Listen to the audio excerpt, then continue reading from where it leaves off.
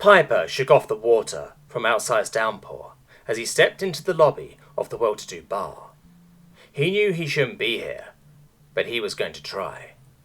The guard, not so well disguised as a doorman, stepped forwards, fully intending to shove the drenched lowborn back out into the bad weather from where he had emerged, and stopped indecisively. Piper couldn't help but puff up his dull plumage just a little smugly. It was working. The guard had clearly seen his new adornment. Despite the strict hierarchy of plumage that all of avian kind obeyed, this was a game changer. A radical, outrageous display that absolutely should not work. But it was working. So far anyway. The guard reluctantly stepped back into his nook without so much as a word, allowing for Piper to pass into the building proper. So far so good. With a deep breath, he stifled the worry that was twisting in his belly like a fresh luncheon worm, and strode into the crowd, still a little puffed up as he had seen so many highborn do in the past.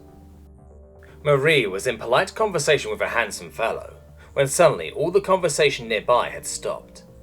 From the shocked looks of the others, she noticed a particularly ragged and waterlogged lowborn specimen had entered the room, and was making its way to the bar, pointedly ignoring all the scandalized looks it was getting.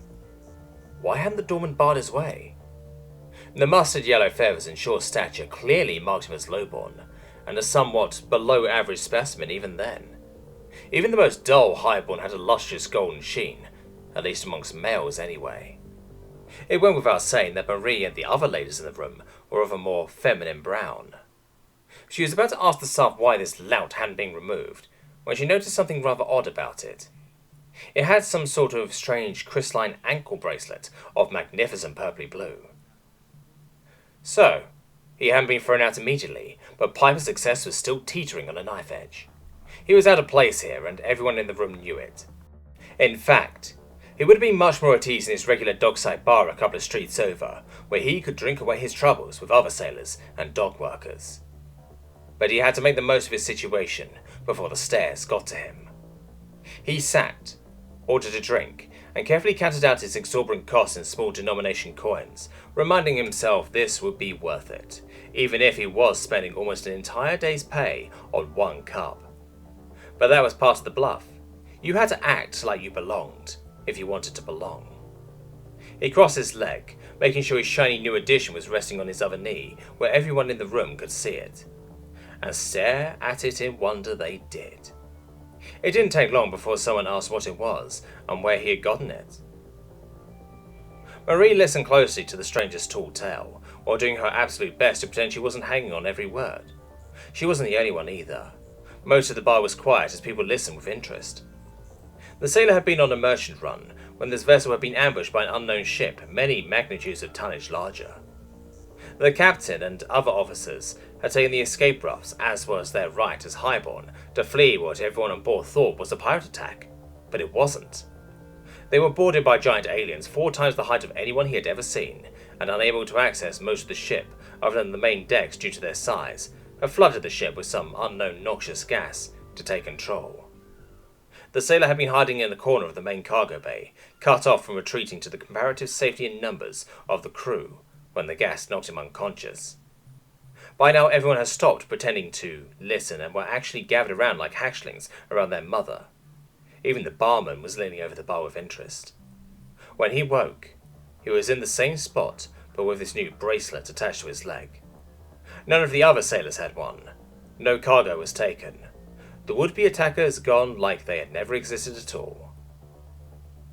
Piper paused in his retelling to wet his throat again, this time paid for by one of the lovely highborn hens. He could get used to this kind of attention. He gestured at the bracelet. The other sailors shunned him, refused to approach anywhere near him for the remainder of the voyage, calling him cursed. So he set out to figure what it was and how to remove it himself. Such a pretty item was sure to be worth a governor's ransom. Several of the others in the bar nodded agreement. A few other males grit their beaks jealously. It was small, but clear, like fine glass or perhaps crystal, but it could be neither material because it weighed nothing. It gave off a faint glow that was somewhere between magnificent deep blue or ultraviolet purple. That's right, a glow. The material itself was actually clear, the colours lighting it from within.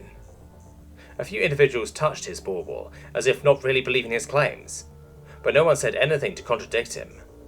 A few females seemed to have more of a grip on his leg, rather than the bracelet itself. Piper smiled inwardly. Oh yeah, this was actually working. The strange allure of his odd jewellery was bringing him just the right sort of attention now. By the end of the night, he would have enough hens to start his own flock, lowborn or not. He was moving up in the world, all thanks to the strange near abduction experience. Piper was glad that he hadn't been able to remove it after all. Chad scratched his head in irritation for the millionth time. Ever since humanity had discovered and begun to observe the strange canary chicken aliens, their social structure continued to make no sense. The government couldn't even consider first contact until they had this sorted out. Humanity didn't need another contact war.